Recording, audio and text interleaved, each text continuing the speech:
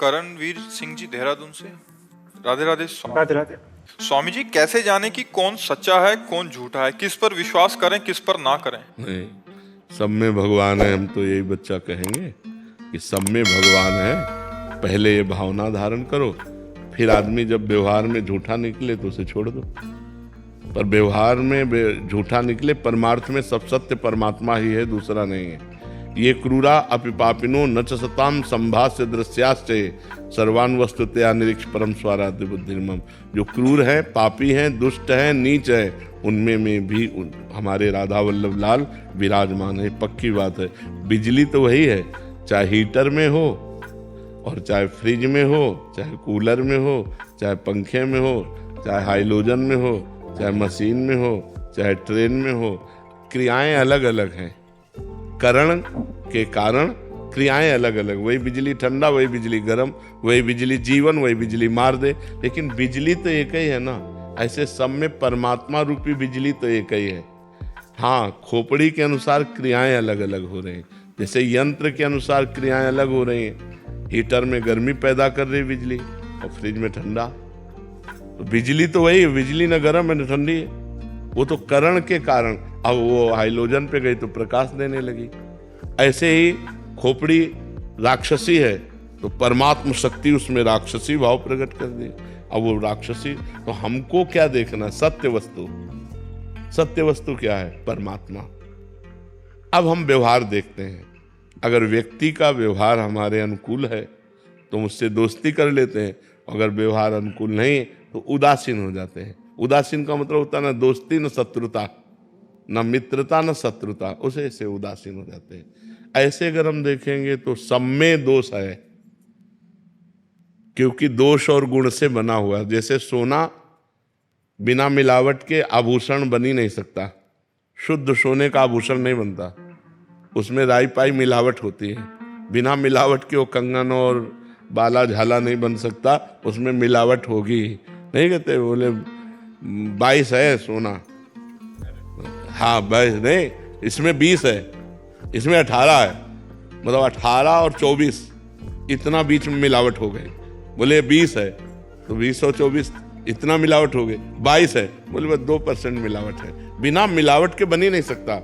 ऐसे मिलावट से सब बना हुआ है, कुछ पाप और कुछ पुण्य, उसी से शरीर की रचना है। तो जब शरीर की रचना है तो हमसे कुछ पाप होंगे कुछ पुण्य होंगे। तो हम ये देख ले, जड़ चेतन गुण दोष में विश्व कीन करतार, संत हंस गुण गाहे पे परिहरि बार विकार। जैसे दूध पानी मिला के रख दो तो हंस केवल दूध पी लेगा, पानी छोड़ देगा। ऐसे ही किसी के दोष मत पकड़ो, गुण गुण लेते चले जाओ। तो कोई भी ऐसा नहीं संसार में जिसमें गुण ना हो। गुण और दोष दोनों मिश्रित है। भाई किसी में 90% गुण है तो 10% दोष है, किसी में 90% दोष है और 10% गुण है। ऐसी रचना है। तो हमें क्या, 100% तो केवल भगवान या भगवान को प्राप्त महापुरुष, प्योर 100% निर्दोष जो भगवान को प्राप्त हो गए हैं, या भगवान, नहीं तो मिलावट है भैया। कहीं न कहीं दोष है और गुण है। और अगर हम ऐसे देखेंगे तो चराचर जगत में गुण दोष है, तो हम क्या करें? गुण ग्रहण कर लें, दोषों का त्याग कर दें। सब में भगवान है, ऐसी भावना करें। कपिल जी अजमेर से। राधे राधे महाराज जी। महाराज जी, भगवान का आश्रय लेकर कार्य करते हैं तो भगवान का आश्रय में तन्मयता होने लगती है और कर्तव्य कर्मों में अरुचि सी होने लग जाती है, केवल श्री हरि में ही तन्मय होने की ललक रहती है। हाँ, अच्छी बात है, पर ऐसा नहीं है। अगर ऐसा होता तो चक्रवर्ती सम्राट अम्बरीश का राजकाज कैसे चलता? ऐसा होता तो बड़े बड़े भक्त व्यापारी रहे हैं, बड़े बड़े काम किए हैं। हमको ये चाहिए कि भगवान का सुमिरन, भगवान का आश्रय करते हुए कार्य को सम्यक रूप से करें, इतनी भी त्रुटि न होने पावे, तभी तो भगवान की भक्ति का प्रभाव माना जाएगा। अगर ऐसा हो कि भगवान की भक्ति सब कार्य रुकवा देती तो फिर भगवान को कैसे प्राप्त कर पाएगा और वो व्यवहार कैसे कर पाएगा? ऐसा नहीं। अभी आप में कमी हो रही है। भगवान का चिंतन करते हुए हम बहुत अच्छे हर कार्य कर सकते हैं। तो ऐसा कैसे आप निर्णय किए कि भगवान में तन्मय हो जाता और कार्य छूट जाता है? ऐसा नहीं है, ऐसी परिस्थिति। कर्म करते हैं तो फिर कर्म में तन्मयता हो जाती है, भगवान का आश्रय छूट जाता है। भगवान का आश्रय का मतलब है, जैसे आप शरीर को कभी ध्यान करते हो क्या? शरीर का कभी ध्यान नहीं करते हो? कभी भूलते हो क्या? नहीं भी। बस यही आश्रय है।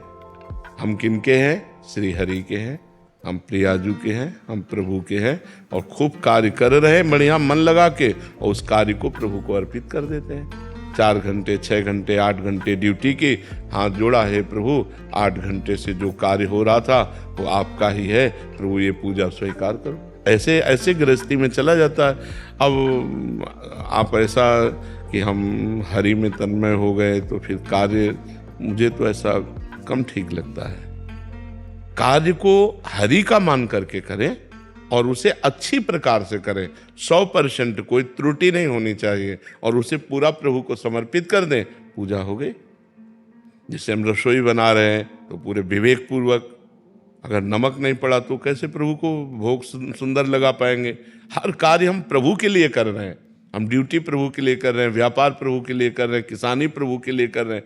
एक होता है अपने लिए करना और एक होता है प्रभु के लिए करना। भक्त प्रभु के लिए करता है, तो जो प्रभु के लिए कार्य किया जाता है तो और सजाकर अच्छी प्रकार किया जाता है। तो अच्छी प्रकार से जो भी कार्य करो, अच्छी प्रकार से करो, और उस कार्य को भगवान को समर्पित कर दो, और बीच बीच में राधा राधा सुमिरन करते रहो। ठीक है ना राहुल जी? राधे राधे भगवान श्री। राधे राधे महाराज जी। महाराज जी, आजकल के बच्चे में नशे और गंदी आदतें बढ़ रही हैं, तो उनको रोकने के लिए हम कैसे और क्या प्रयास कर सकते हैं? हम तो सबसे प्रार्थना यही कहते हैं कि अपने अपने बच्चों को अगर समझाना शुरू करें, उनसे मित्रवत व्यवहार करें, और उनके पास बैठें, उनके मोबाइल को चेक करें, उनकी मानसिकता को चेक करें, और जहां उनको त्रुटि हो रही उनको हम समझाने की चेष्टा करें कि आप गलत चल रहे हो, आप सुधार करो, हम आपका सुंदर ब्याह करा देंगे, हम सुंदर व्यवस्था आपकी कर देंगे, लेकिन आपको ऐसे गलत आचरण नहीं करने चाहिए। क्योंकि समझाने से अब समझ कम आएगी। अगर बच्चापन से बालक को समझाया जाए, उसे अध्यात्म में जोड़ा जाए, तो शायद गंदी बातें हो ही ना। पर बच्चापन से तो मोबाइल पकड़ा दिया जाता है। छोटे छोटे बच्चे मोबाइल के कारण बहुत बिगड़ गए हैं।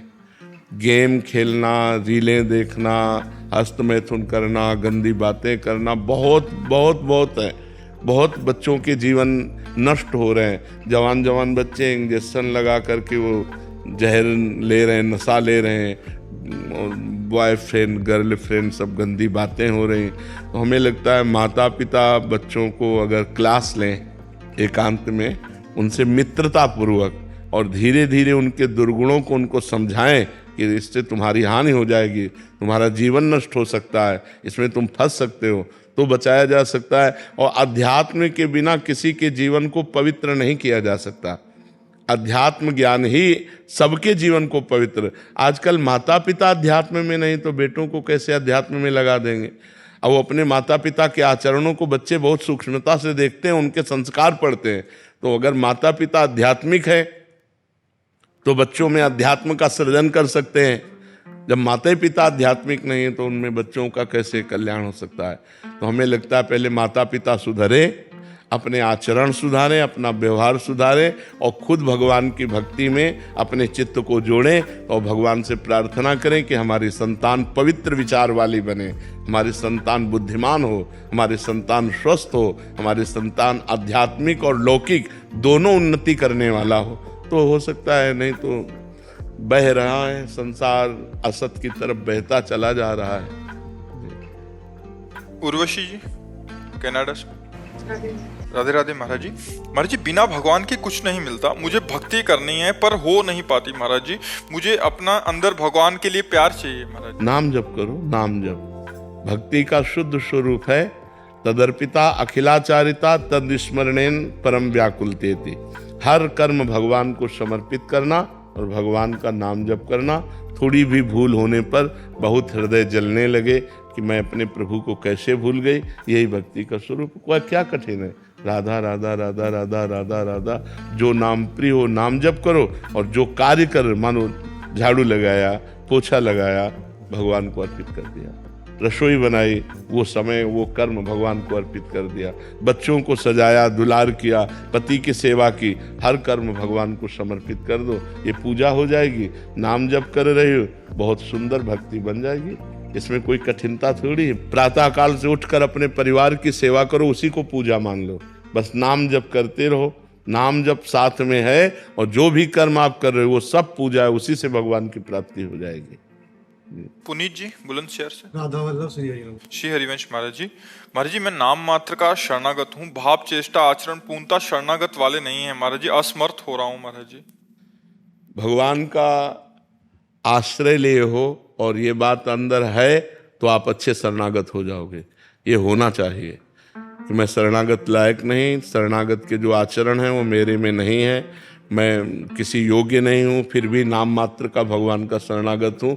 ये किसी भी शरणागत से पूछोगे तो यही बात कहेगा, जैसे गोस्वामी तुलसीदास जी कह रहे, हऊँ कहावत सब कहत राम सहत उपहास, स्वामी सीतानाथ सो सेवक तुलसीदास। बोले मैं भी कहता हूँ कि मैं राम जी का हूँ, और लोग भी कहते हैं कि तुलसी राम का है। भगवान उपहास सह रहे, मेरे जैसा दास, मेरे जैसा भगवान श्री राम का दास, ये भगवान उपहास सह रहे हैं। तो ये तो बड़े बड़े भक्तों के हृदय में होता है, ये अच्छी बात है, अपने में ऐसी बात बनी रहनी चाहिए, पर हमारे द्वारा पाप आचरण नहीं होना चाहिए। ये हमको जरूर ध्यान रखना चाहिए कि पाप आचरण की तरफ जब हमारा मन जाए तो हमको भगवान से रो रो कर पुकारना चाहिए कि बचा लो मुझे, आपका कहला करो मैं ऐसी गंदी बात करूं, प्रभु बचा लो मुझे। पाप आचरण ना हो तो बहुत बढ़िया, यही भाव आगे बन करके पूर्ण शरणागति में पहुंचा देगा। ये होना ही चाहिए। अगर ये है कि मेरे में शरणागति है, लक्षण है, तो अभिमान है, अभी उसमें शरणागति नहीं, और ये भाव है तो शरणागति हो जाएगी, पक्का हो जाएगी। तरुणा जी दिल्ली से। राधे राधे महाराज जी। महाराज जी पूज्य तुलसीदास जी महाराज जी द्वारा रचित श्री रामचरितमानस में ऐसा लिखा हुआ है कि जब शत्रुपा जी और मनु जी ने तपस्या की थी तो उनको वरदान देने के लिए श्री ब्रह्मा जी, श्री विष्णु जी और श्री महेश जी तीनों आए थे। जब मुनि जी और शत्रुपा जी ने आशीर्वाद लेने से मना कर दिया, तब मनु जी ने पूछा था कि आप तीनों में से बड़ी कोई भी सत्ता नहीं है जो आप तीनों को चलाती हो। तो महाराज जी तब ब्रह्मा जी, विष्णु जी, महेश जी ने कहा था हाँ बोला था। इस जवाब को सुनकर उस परम शक्ति को पाने के लिए उन्होंने फिर से तपस्या शुरू कर दी। तो महाराज जी क्या वो परम शक्ति प्रभु राम जी थे? हाँ, भगवान के एक अंश से ही त्रिगुणात्मक भगवान का स्वरूप प्रकट हुआ है, जो त्रिगुणात्मक माया का संचालन करने के लिए रजोगुण ब्रह्मा, शतोगुण विष्णु, तमोगुण भगवान शिव, ये तीन गुणों का विकास हुआ। रजोगुण सृजन, सतोगुण पालन, तमोगुण विनाश। लेकिन इन तीनों से परे जो अवतारी हैं, जो सबके अंशी हैं, वही भगवान श्री राम हैं, वही भगवान श्री कृष्ण हैं। ये अंश रूप में तीनों देवता अपना अपना कार्य करते हैं, ब्रह्मा, विष्णु और महेश। जब उन्होंने इनको स्वीकार नहीं किया, इनसे कोई वरदान नहीं चाहा, जब भगवान प्रकट हुए तब कहा मैं आप जैसा पुत्र चाहता हूं। तो कहा मेरे जैसा तो मैं ही हूं।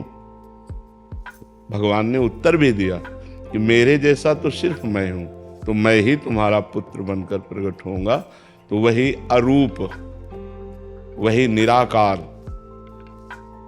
विप्रधेनु सुर संत हित लीन मनुज अवतार, वही निराकार आकार धारण करता है, वही अरूप रूप धारण करता है, और बाल स्वरूप होकर के कौशल्या जी की गोद में जो समस्त सृजनकर्ताओं का सृजन करता है वो प्रभु है, वो सच्चिदानंद भगवान राम है, वो सच्चिदानंद भगवान श्री कृष्ण है। राहुल शर्मा जी। राधे राधे। राधे राधे महाराज जी। गुरुदेव भगवान, ईश्वर क्या है, जीव क्या है, प्रकृति क्या है, दृश्य जगत क्या है? ईश्वर जो संपूर्ण चराचर का स्वामी है, जो प्रकृति और पुरुष दोनों को अपने शासन में लिए हुए है। पुरुष सबके अंदर बैठा हुआ आत्म तत्व, प्रकृति अष्टधा प्रकृति, आकाश, वायु, जल, अग्नि, पृथ्वी, मन, बुद्धि, अहंकार, कितने हुए? 8।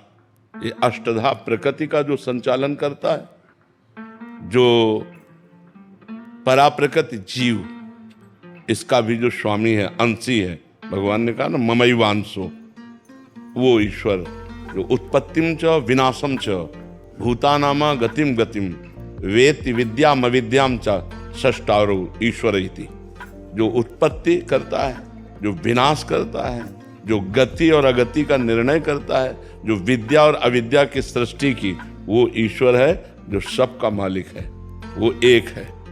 अब दूसरा जीव क्या है? उसी ईश्वर का एक अंश है। उसी ईश्वर ने जब एकोहम बहुश्यामा, मैं एक बहुत हो जाऊं इच्छा की, तो वो चराचर जगत रूप में जड़ चेतन के रूप में वो प्रकाशित हो गया। स्त्री पुरुष सब नानात्व जितना 84 लाख योनियां, वो स्वयं भगवान अपने अंश से विकास को प्राप्त हो गए। उनका संकल्प एकोहम, मैं एक, वही ईश्वर, बहुश्यामा, बहुत रूपों में हो जाऊं, तो सब चराचर जगत ईश्वर ने प्रकट कर दिया। ये जीव और प्रकृति जिससे अपने को विस्तार में किया, उसे माया कहते हैं। अपने को विस्तारित करना, वो भगवान की जो इच्छा शक्ति है, उसे माया कहते हैं। भगवान जो ईश्वर है, उत्पत्ति विनाश गति अगति विद्या अविद्या सबका स्वामी है, और प्रकृति और पुरुष दोनों का शासन करता है। और जो जीव, वो उस ईश्वर का अंश है। माया प्रकृति जो जिसके द्वारा ये विस्तार होकर के ये सब क्रियाएं हो रही, सतोगुण रजोगुण तमोगुण, 3 गुणों से कहीं अच्छी क्रिया, कहीं बुरी क्रिया, कहीं मंदी क्रिया, ये सब क्रियाएं हो रही, ये माया भगवान की। ईश्वर, जीव और प्रकृति, प्रकृति को ही माया कहते हैं। समझ पाए आप? अभिषेक दीक्षित जी। राधा वल्लभ श्री हरिवंश। श्री हरिवंश महाराज जी। महाराज जी, आपने एक सत्संग में बताया था कि ये जीव कहना चाह रहे हैं कि जीव प्रभु के साथ ही थे और हमारे अलग रहने या खेलने की चाह उत्पन्न हुई जो हमें इस धरती पर ले आई। तो महाराज जी, अगर हम भक्ति करके श्री जी के पास वापस चले जाएं तो क्या ये अलग रहने की चाह वापस उत्पन्न? दो प्रकार से श्री जी के पास जाया जाता है। एक होता है जैसे तरंग समुद्र में लीन हो गई, अब अस्तित्व नहीं रहा, ढूंढ नहीं सकते उस तरंग को, वो समुद्र रूप हो गई। तो हम साधना करके जब मोक्ष को प्राप्त होते हैं तो भगवान में ऐसे लीन हो जाते हैं जैसे तरंग समुद्र में। और एक होती है भाव देह, जो स्थूल देह, सूक्ष्म देह, कारण देह, इन तीनों से परे है। भाव देह हमारे यहाँ भक्ति में 5 प्रकार के भाव हैं। शांत भाव, दास्य भाव, सख्य भाव, वात्सल्य भाव और माधुर्य भाव। अब जब हम अपने को सख्य भाव से आराधना करते हैं आचार्य गुरु कृपा से, तो हमें एक देह मिलता है, भाव देह। उस भाव देह से, चिदानंदमय देह से हम श्री कृष्ण के सखा रूप होकर सदा सदा के लिए श्री कृष्ण के साथ हो जाते हैं। या वात्सल्य रूप, या गोपी रूप, या सहचरी रूप, हम जो भाव करते हैं, और जब भाव सिद्ध हो जाता है तब हमको वो देह प्राप्त होती है, और उससे हम भगवान के साथ लीला में प्रवेश पा जाते हैं। एक है ये, और एक है वो जो तरंग समुद्र में लय हो गई, उसे कहते हैं मोक्ष। समझ पा रहे हो आप? तो हम जो भाव करेंगे, और कोई भाव न करेंगे, भजन करेंगे, तो हम मुक्त हो जाएंगे। भाव करेंगे तो भगवान की लीला में प्रवेश पा जाएंगे। भक्ति के द्वारा भाव क्षेत्र है और ज्ञान के द्वारा मोक्ष क्षेत्र है। हम भगवान में लीन हो गए। जो अंश पर अलग हुआ था तरंग रूप, वही समुद्र रूप हो गया। वायु विकार हट गया, समुद्र हो गया। माया विकार हट गया, वो ब्रह्मविद ब्रह्म विभवति, वो ब्रह्म में लीन हो गया। समझ पा रहे आप? ब्रिजा ढाल जी, पुरी से। राधे राधे राधे महाराज जी। महाराज जी, जैसे हम सभी जानते हैं कि श्री रामकृष्ण परमहंस जी ने महायोगी तोतापुरी जी की सहायता से अपनी आराध्य देवी माँ काली को अपने मन से निकालने के पश्चात परमहंस स्थिति की अवस्था को प्राप्त किए थे। क्या इससे ये सिद्ध होता है कि भगवत प्राप्ति की अंतिम अवस्था के लिए एक विशेष स्थिति के बाद गुरुदेव की कृपा से नाम जप एवं अपनी इष्ट की भावना को त्यागना आवश्यक हो जाता है? त्यागना,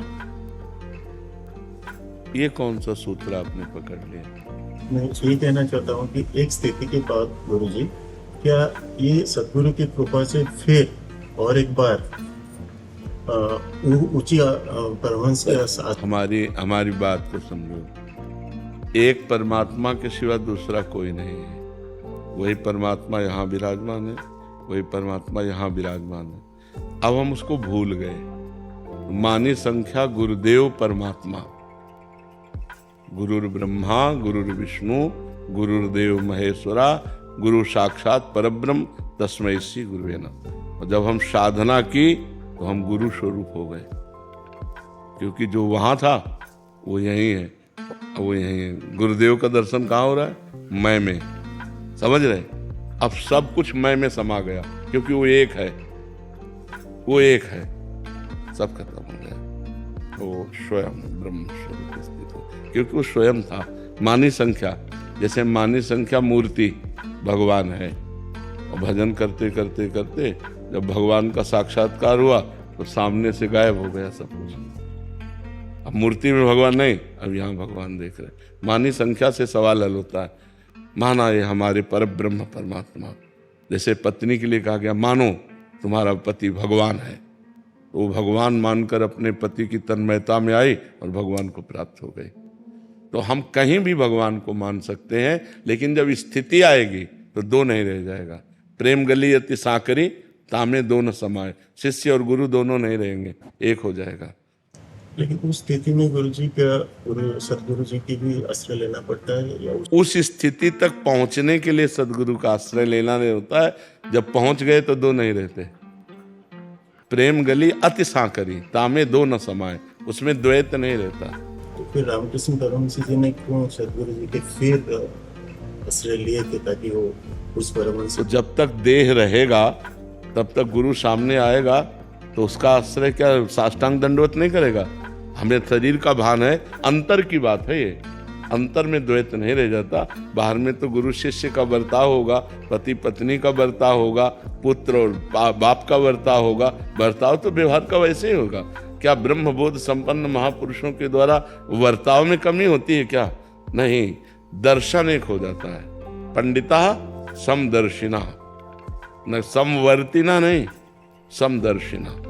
वो दर्शन में एक हो गया गुरु शिष्य। लेकिन व्यवहार में जब गुरुदेव आएंगे तो ये थोड़ी क्यों तो बैठा है कि अब तो हम ब्रह्म हो गए, अब क्या है? नहीं, उतर कर साष्टांग दंडवत और उनके दासत्व की भावना। द्वैत इतना भी नहीं है, इतना भी अंतर नहीं रह गया, लेकिन व्यवहार में वो ऐसे ही होगा। जैसे स्वयं पर ब्रह्म परमात्मा भगवान जब व्यवहार में अवतार लेते हैं राम जी, तो गुरु जी के आगे, वशिष्ठ जी के आगे कैसे बैठते हैं? विश्वामित्र जी के आगे कैसे बैठते हैं? हाथ जोड़कर बैठते हैं, उनकी आज्ञा का पालन करते हैं। जबकि उन्हीं के श्वासों से वेदों का प्रादुर्भाव हुआ, और वेदों का आदर करने से ही कोई ब्रह्म ऋषि बना। और भगवान स्वयं उन ब्रह्म ऋषियों के सामने कैसे बैठते हैं? ये व्यवहार है, ये व्यवहार है, तत्व में अंतर नहीं होता। वो स्थिति जब आती है तो उसमें द्वैत नहीं रह जाता, दो नहीं रह जाते।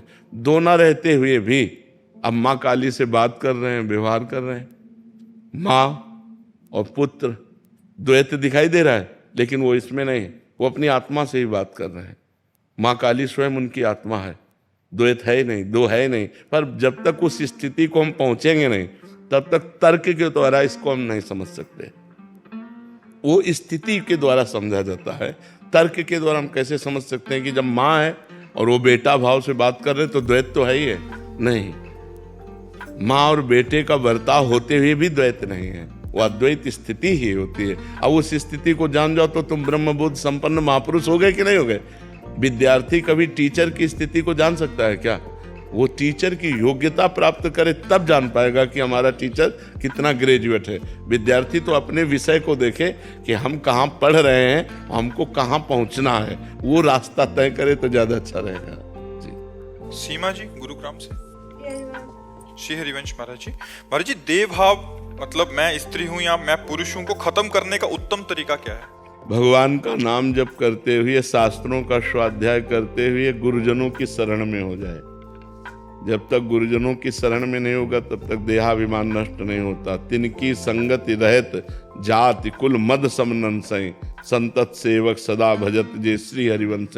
भगवत प्रेमी महात्माओं को गुरु स्वरूप बनाकर उनकी आज्ञा के अनुसार साधना की जाए और साधना का अहंकार न हो, ये हो कि गुरुदेव की कृपा से साधना हो रही, वो साधना जिस समय हमारे मन को निर्मल कर देगी, तो जैसे साफ शीशा में अपना प्रतिबिंब दिखाई देने लगता है, ऐसे ही स्वच्छ अंतःकरण में शुद्ध ज्ञान का जागरण होता है। और जब ज्ञान जागृत होगा तो अज्ञान नष्ट हो जाएगा।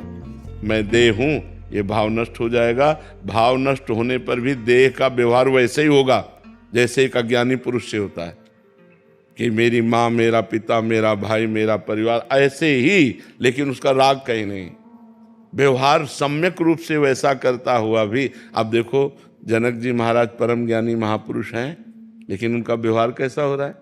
वैसे हो रहा है। जहाँ राजा की तरीके तो राजा के तरीके, पिता का तरीका तो पिता की तरह, जहाँ जैसा जरूरत है वैसा व्यवहार कर रहे हैं। और ज्ञानी वह इतने हैं कि श्री सुखदेव जी के गुरु हैं, श्री सुखदेव जी के गुरु हैं जनक, योगीराज विदेहराज जनक। तो ज्ञान जब हो जाता है तब देह से विदेह होता है, और वो ज्ञान होता है गुरु कृपा से। और गुरु कृपा होती है साधना। जो गुरुदेव हमें साधना बता दें उसके अनुसार हम नियम पूर्वक चले, पापाचरण का त्याग करके, तो हमारा हृदय पवित्र होगा। पवित्र हृदय में ज्ञान प्रकट होता है, और ज्ञान जब अज्ञान का नाश कर देता है तो देह भाव नष्ट हो जाता है। प्रेरणा सिंह जी। राधे राधे महाराज जी। महाराज जी, आप कह रहे हैं कि आप एक प्रशासनिक अधिकारी हैं, कह रहे हैं कि एक अच्छे कुशल प्रशासनिक अधिकारी और एक माँ, दोनों में सामंजस्य कैसे बिठाएं और कैसे सफल हों इस उसमें? जब आप अपने पद पे हैं तो उस समय मां नहीं है, किसका प्रश्न है? हाँ, जब आप अपने पद पे हैं तो उस समय मां नहीं है। अगर उस समय आपका पुत्र भी दोषी है तो आपका निर्णय ठीक ऐसे करना है जैसे दोषी के साथ करना है। जब आप अपने घर में हैं तो फिर अधिकारी नहीं है, उस समय आप मां हैं। दोनों को देखना है। और पद का निर्णय करने के लिए प्रलोभन और भय, हम सबको ये शिक्षा देते हैं, चाहे किसी भी डिपार्टमेंट में हो। अगर प्रलोभन और भय, इन दो को त्याग करके अपने पद का पालन करे तो भगवान की बहुत सुंदर पूजा बन जाएगी। प्रलोभन, रुपए का घूस आदि लेना, भय किसी बड़े अधिकारी या बड़े नेता का दबाव होकर के निर्दोष को दंड दे देना, दोषी को मुक्त कर देना, ये हमारी बहुत बड़ी हानि हो जाएगी। ना किसी का दबाव और ना कोई प्रलोभन, पद रहे या ना रहे। अगर हम पद में हैं तो हम ठीक निर्णय करेंगे, नहीं भले इस्तीफा दे के हमें घर बैठना पड़े, हम पाप कर्म नहीं करेंगे, हम घूस का धन नहीं लेंगे, हम अपराधी को मुक्त नहीं होने देंगे और निरपराध को दंड नहीं देंगे। अगर अपराधी है तो हम पुत्र को भी दंड देने के लिए तैयार हैं। अगर निरपराध है तो चाहे वो शत्रु हो, उसे हम सम्मान पूर्वक मुक्त कर देंगे। ये पद का प्रयोग जब आप पद में बैठी हो और जब घर में है तो एक माँ है, फिर आपको पूरा लाड़ प्यार अपने बच्चे को देना चाहिए। चंद्रिका शर्मा जी, द्वारिका से। राधे राधे महाराज जी। महाराज जी, किसी भी मुश्किल परिस्थिति में विपरीत विचार आते हैं, अच्छे विचार चाहते हुए भी नहीं आते महाराज जी। क्योंकि भजन नहीं है भाई, हमारे अंदर वो वस्तु नहीं है जो हमें पॉजिटिव ला दे। अगर पॉजिटिव आ गया तो फिर विपत्ति किस बात की? हर विपत्ति में पॉजिटिव विचार आ जाना ये भगवान की कृपा से होता है। हर विपत्ति हमारे मंगल के लिए आती है, हमारे अमंगल का नाश करने वाली होती है। तो हमें चाहिए कि नाम जप करें, भगवान की लीला कथा सुने, भक्तों के चरित्र सुने, जिससे हमारा हृदय पवित्र हो, हमारे अंदर नाम रूपी खजाना एकत्रित हो, तो हमारे पॉजिटिव विचार हो जाए। अभी जो हम आपको अपनी बात बता रहे हैं ये पॉजिटिव विचार की तो है। पॉजिटिव विचार के कारण हम थमे हुए हैं। जैसे एकदम बाढ़ आ जाए और उसका तट उसको रोके हुए हो, तो ऐसे बाढ़ आ गई है कष्ट की, पर विचार रूपी तट रोके हुए। बड़ी कृपा है, लाडली जी की अपार कृपा है। हर बार यह बड़ी कृपा है, बड़ी कृपा है। कष्ट के समय भी राधा राधा राधा, तो कष्ट समझ में ही नहीं आता। अब भगवान से जुड़े नहीं, नाम जब कर नहीं रहे, अध्यात्म का ज्ञान है नहीं, तब तो माया पीस ही देगी, फिर तो पीस देगी। देखो ना क्या क्या हाल हो रहे हैं। एक एक इंच जमीन के लिए भाई भाई का खून कर रहा है, अपनी वासना के लिए पत्नी पति का खून कर रही, पति पत्नी का खून कर। ये क्या हो रहा है? ये क्या हो रहा है? ज्ञान नहीं है, अध्यात्म विहीन है, राक्षसी भाव जागृत हो रहा है और वो नष्ट होते चले जा रहे। हमारे समाज में ये जो जितनी गंदी बातें हो रही हैं, क्राइम हो रहे हैं, उनका कारण अज्ञान ही तो है। अगर अज्ञान नष्ट हो जाए, अरे यार भाई है, 1 इंच जमीन क्या, एक बीता से ले जा यार, छोटा है या बड़ा खा पी जा, मेरा भाई तो है। और जब मुझे पति मिल गया मेरे कर्मों के अनुसार, तो मुझे दूसरे पुरुष की तरफ झांकने की जरूरत क्या है। जैसा भी हमारे कर्म थे, हमारा पति मिल गया, उसी को भगवान मान करके उसका सेवन करो। अपनी अर्धांगिनी, अपना दिल है, अपना हृदय पत्नी, जैसा हमारे प्रारब्ध में थी वैसे मिल गए। अब दोनों हम भावों का ऐसा सामंजस्य बैठा लें कि एक दूसरे को प्यार करते हुए जीवन व्यतीत करें, ये तो है बुद्धिमानी। तो इसलिए बहुत अध्यात्म की जरूरत है हमें कंट्रोल करने के लिए। जैसे हम जीने के लिए श्वास की जरूरत है, प्राणों के पोषण के लिए अन्न की जरूरत है, ऐसे हमें जिंदगी सही बिताने के लिए ज्ञान की जरूरत है। अगर हमारा ज्ञान ना हुआ तो 5 मिनट में ऐसा कर्म बन जाएगा कि पूरे जीवन जेल भोगना पड़ेगा। तो हमें अपने जीवन जीने के लिए ज्ञान की जरूरत है, जो हम अपने इंद्रियों पर कंट्रोल कर सकें, अपने मन पर कंट्रोल कर सकें और हम पॉजिटिव विचार वाले बने। वो नाम जप और सत्संग के द्वारा ज्ञान प्राप्त करो और सही आचरण करो तो जीवन आनंदमय हो जाएगा। नहीं तो जरा सी गुस्सा की, एक को मार दिया, वो तो मर गया, तुम पूरे आजीवन जेल या फांसी की सजा। कितना मतलब सोचो, हमारी छोटी छोटी गलतियों, हमारे समाज का होगा क्या। जब ज्ञान नहीं होगा तो राक्षसी भाव होगा, पशुता होगा, हिंसा होगा। ये बहुत, अब देखो हमारे चींटी काटे तो कैसा लगता है ना कि हमारे काट रहे। अब वो किसी लड़की को गायब करके ले जाते हैं, हिंसा कर देते हैं, मार देते। अब ये राक्षसी बुद्धि है कि नहीं बुद्धि।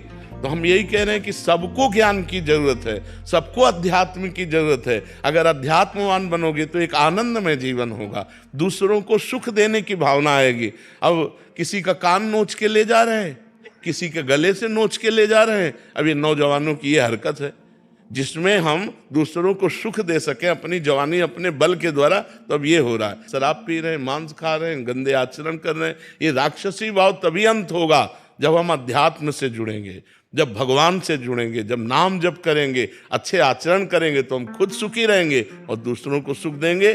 पॉजिटिव विचारों के लिए भगवान का नाम जप और सत्संग अत्यंत अनिवार्य है। जी आप न्यायाधीश हैं, मुख्य न्यायाधीश मध्य प्रदेश सरकार के, वहाँ के अभी। बस हमारी यही प्रार्थना है, धर्मो रक्षति रक्षिता। जो धर्म की रक्षा करता है, धर्म उसकी रक्षा कर लेता है। मनुष्य जीवन का परम लक्ष्य है भगवदानंद। ये सब छूट जाएगा, आपका पद छूट जाएगा, आपका शरीर छूट जाएगा, आपका वैभव छूट जाएगा, आपका संबंध छूट जाएगा, सब ये छूट जाएगा। और वो कुछ समय के लिए है, ये सब कुछ समय के लिए। लेकिन हमारा निरंतर आनंद बढ़ता रहे और हम पतित ना हो, क्योंकि ये 70 वर्ष 80 वर्ष, उसमें भी 40 50 तो चले गए। अब कितने मिनट रह गए, कितने सेकंड रह गए, हमें पता नहीं। और वो सेकंड ऐसा होता है जो सब विध्वंस कर देता है, सब छूट जाता है। इसके बाद आप जाएंगे, आपका नाश नहीं होता, आप अविनाशी हैं। ये शरीर और इस शरीर का नाटक जितना है वो यहीं रह जाता है। ये मायाकृत नाटक है। पति पत्नी पुत्र परिवार पद प्रतिष्ठा, ये मायाकृत है, ये सच्चिदानंद नहीं है, ये त्रिकाल सत्य नहीं है, ये अनित्य है, ये नित्य नहीं है। इस अनित्य से हमें नित्य की प्राप्ति कर लेनी है। अपने पद के कर्तव्य को पूजा बना लेना है और भगवान को वो पूजा समर्पित कर देनी है। बस इसी से भगवत प्राप्ति हो जाएगी। अर्जुन जी को कह रहे हैं युद्ध रूपी पूजा कर। गले काटना जब पूजा हो सकती है तो हम अपने न्याय को धर्म से युक्त करके दोषी को दंड देना ही है। ना किसी का भय और ना किसी का प्रलोभन हमको विचलित नहीं कर सकता है। और निर्दोष को बचाना ही है, पक्का बचाना है। कोई भय या कोई प्रलोभन मुझे हमारे न्याय से विचलित नहीं कर सकता। ये निष्ठा आपके अंदर बनी रहे और भगवान का नाम स्मरण, तो ये अनित्य क्रिया से नित्य सच्चिदानंद की प्रसन्नता प्राप्त हो गई। यही जीवन का परम लक्ष्य है। अपने अपने कर्तव्य कर्म के द्वारा यदि हम धर्म पूर्वक पूजा करें तो हमारा पूरा देश सुखी हो जाए। आज जहां हम अपने कर्तव्य से चित होकर भय या प्रलोभन के वशीभूत हो जाते हैं, वहीं हमारी हानि हो जाती है, वहीं हमें अशांति प्राप्त होती है, वहीं हमारे द्वारा ऐसे कृत्य हो जाते हैं जिससे हमारे समाज को पीड़ा पहुंचती है। ये समाज सब भगवत स्वरूप है। हमें अपने अपने अधिकार के अनुसार सेवा करने के लिए भगवान ने ये पद दिए हैं। तो बहुत निर्भय होकर और निर्लोभी बन करके अपने पद का पालन करो, यही भगवान की पूजा हो जाएगी। इसी से भगवान प्रसन्न हो जाएंगे, और भगवान प्रसन्न हो गए तो सर्वमंगल। क्योंकि हम मनुष्य ही बनेंगे ऐसी गारंटी नहीं है। 83,99,999 योनियां और हैं। अगर हमसे चूक हो गई तो यहाँ का जिसके लिए हम चूक कर रहे हैं वो तो सब यहीं रह जाना है। ये ऐसा देश है, बहुत भयावह देश है, मृत्यु लोक बहुत भयावह देश है। अब हम जितने जिन से प्यार कर रहे हैं सब छूट जाएंगे। जो हमने मेहनत करके कमाया वो सब छूट जाएगा। जितना शरीर को प्यार किया, राग किया, वो भी छूट जाएगा। यहाँ है क्या? किसी व्यक्ति को ऐसे देश भेजा जाए कि तुम खूब कमाओ, सब व्यवस्था करो, लेकिन जब वहां से निकाले जाओगे तो निर्वस्त्र करके निकाले जाओगे। तो कैसा भयावह देश है।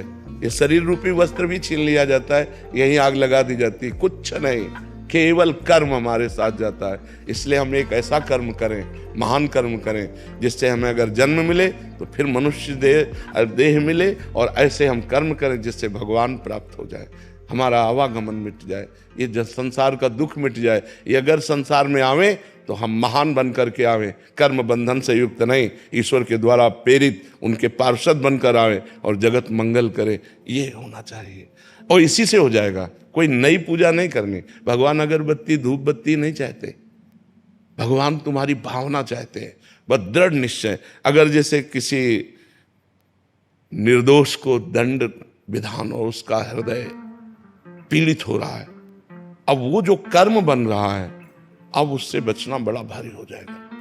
तो हमको सपोर्ट मिलता है कि हे भगवान, मैंने तो कुछ देखा नहीं, जैसा वकील प्रमाण देते हैं उसके अनुसार हम निर्णय करते हैं। भगवान हमारे निर्णय को आप देख लीजिएगा। नाथ, मेरा इसमें दोष नहीं, मेरे सामने जो प्रमाण है उन्हीं प्रमाणों के अनुसार हम आपकी प्रेरणा से निर्णय करते हैं। आप इसके जिम्मेदार हैं, हम जिम्मेदार नहीं। नाथ, अगर कहीं त्रुटि हो तो आप प्रेरणा करो और संभालो, तो हमारा जीवन निष्पाप होता चला जाएगा और हम महान भगवान को प्राप्त हो जाएंगे। सही मार्ग में चलने पर नारायण स्वामी नाम के एक महान जज हुए हैं, महान जज थे, और वो नारायण स्वामी हुए। उनके रोम रोम से भगवान का नाम कीर्तन चलता था। तो ऐसा नहीं है कि हमको भगवान की प्राप्ति के लिए कोई और वेश या कोई और क्रिया करनी पड़ेगी, इसी क्रिया से हो जाएगी। बस धर्म पूर्वक कीजिए और खूब नाम जप कीजिए। अभी पदवी से पहले ये आपका आशीर्वाद, अभी पदवी अपने बैठे नहीं है तो उससे पहले आपका आशीर्वाद देने के लिए आए कि आपका आशीर्वाद लेके अब उस पदवी पे बैठे। बिल्कुल उससे बिल्कुल पहले ये बैठे नहीं है। बिल्कुल ठीक है। और मुझे राम नाम की अखंड भक्ति का आशीर्वाद, हाँ, आप अपने मुंह से कि मेरे को आशीर्वाद ये दीजिए, मुझे राम नाम। खूब राम राम जपिए, खूब राम राम जपिए। डॉक्टर सौरभ भारद्वाज, गुरुग्राम से। राधे राधे महाराज जी। महाराज जी, कर्म एवं नाम जप में प्रधान क्या है? जब हम नाम जप करते हैं तो मन बोलता है कि जब सब कुछ भगवान कर रहे हैं तो कर्म की जरूरत ही क्या है महाराज जी? ऐसा तुम्हें बोध है सब कुछ भगवान कर रहे हैं? ऐसा तुम्हें बोध है? आज हम नहीं सुनते हुए बड़े। सुनना एक अलग चीज है। जैसे तुम शरीर नहीं हो, ये सुना है ना, लेकिन तुम्हें बोध है? नहीं है। शरीर की पीड़ा, शरीर का भूख प्यास, काम क्रोध लोभ मोह, ये सब व्याप्ते हैं ना। ऐसे ही सब कुछ भगवान ने किया है। इसका अगर बोध हो जाए तो तुम ब्रह्म ऋषि हो जाओ, तुम महात्मा हो जाओ। तुम्हें कोई कर्म नहीं बांध सकता, लेकिन तुम्हें बोध नहीं है, इसलिए तुम्हें हर कर्म बांधेगा। तुम्हें दुख लगेगा, तुम्हें सुख लगेगा, तुम्हें पाप लगेगा, तुम्हें पुण्य लगेगा, तुम्हें नरक जाना पड़ेगा, तुम्हें स्वर्ग जाना पड़ेगा। जैसे ये बोध हो जाए। अब इसी बोध के लिए तो साधना की जाती है, ये केवल बातों से थोड़ी होता है। जब बोध हो गया कि सर्वम खलमिदम ब्रह्म, सब ब्रह्म है और वही करता है, वही भोगता है, मैं तो केवल निमित्त मात्र हूं, खत्म खेल हो गया। लेकिन इसका बोध नहीं है तो बात नहीं। जैसे आप डॉक्टरी कर रहे हो, लेकिन आपके पास सर्टिफिकेट है नहीं है, बहुत बढ़िया आप डॉक्टरी कर रहे हो, लेकिन आपकी डॉक्टरी बंद हो जाएगी और आप अपराधी माने जाएंगे, क्योंकि आपके पास लाइसेंस नहीं है, आपके पास योग्यता नहीं है। ऐसे ये बहुत बड़ा सूत्र है कि सब कुछ भगवान है और सब कुछ भगवान करता है। ये अंतिम सूत्र है। और जब ये अनुभव हो जाता है तो वो जीवन मुक्त हो जाता है, सारे कर्म विध्वंस उसके हो जाते हैं। पर ये अनुभव करने के लिए साधना है। बिना साधना के ऐसे सुन के तो बहुत बातें हैं, सुन के बातों से हलवा की हमने प्रक्रिया सुन ली तो हमारे क्या शरीर में पुष्टता आ जाएगी क्या? उसके लिए हमें हलवा बनाना पड़ेगा और हलवा खाना पड़ेगा और खा के पचाना पड़ेगा, तब हमारा शरीर स्वस्थ होगा। ऐसे ये ब्रह्म सूत्र है, सब कुछ करता धरता हरता एकमात्र भगवान है, भगवान के सिवा कुछ नहीं। अब इसका अनुभव तो करे, तो अनुभव करने के लिए साधना है। अब साधना है नहीं तो इसलिए फिर अपने योग्यता के अनुसार चलो। करता तुम हो तो पाप कर्म तुमसे न बनने पावे, भोगता तुम हो तो पाप आचरण को भोग मत भोगो। शराब मत पियो, मांस मत खाओ, पराई बहन बेटी एक तरफ गंदी दृष्टि मत करो, नाम जप करो, नहीं नरक जाओगे, दुर्गति हो जाएगी। हो रही ना, जलन होती है ना, सुख होता है ना, दुख होता है ना, नहीं होगा। जिस दिन ये अनुभव हो जाएगा सब कुछ भगवान कर रहे हैं, नहीं होगा। एक अद्भुत आनंद बना रहेगा। जिस दिन ज्ञान हो जाएगा, जिस दिन बोध हो जाएगा, जिस दिन हमें समझ जाएंगे कि भगवान की सत्ता से सब सत्ता है, मिटिया मेट कर दोगे दुख को, विपत्ति को, हर समस्या को मिटा दोगे। लेकिन अभी हर समस्या तुम्हें मिटा देगी, नहीं मिटा देगी। तो हमको वास्तविक स्थिति प्राप्त करनी है, उसके लिए नाम जप करो। कोई भी कर्म स्थिति नहीं प्रदान करता। कर्म दो ही प्रकार के होते हैं, या पाप कर्म या पुण्य कर्म। नाम जप भगवान का एक कर्म नहीं, ये पाप और पुण्य दोनों से अलग है, ये भजन है। भजन के द्वारा स्थिति प्राप्त होती है। खूब नाम जप करो, भगवान का चिंतन करो, तो धीरे धीरे ज्ञान प्राप्त होगा। और जब ज्ञान प्राप्त होगा तो आनंद रहेगा। ये किडनी का दुख, ये नाना प्रकार के क्लेश, ये परेशानियां हमको व्याप्ति नहीं है, क्योंकि श्री जी के चरणों में जब अपनापन, प्रभु का नाम, प्रभु का आश्रय, तो ये बातों से केवल नहीं है, प्रमाण। दर्द में भी हमें आनंद रहता है, हम आनंदित रहते हैं, क्यों? प्रभु से चित्त जोड़ने में। तो जब ये बात समझ में आ जाए कि सब कुछ प्रभु कर रहे हैं, फिर आनंद आ जाएगा, फिर दुख क्या हो जाएगा। महाराज जी, हमारे पिताजी की भी किडनी फेल थी और वो भी डायलिसिस कराते थे। 8 साल हमने उनकी सेवा करी। थे चले गए क्या? हाँ। तो मन में एक ग्लानि हमेशा रहती है कि जब वो बीमार थे तो लोग बोलते थे कि ये भुगत रहे हैं। तो अपने पूर्व जन्म के कर्मों का भोग तो भोगना ही पड़ता है भाई।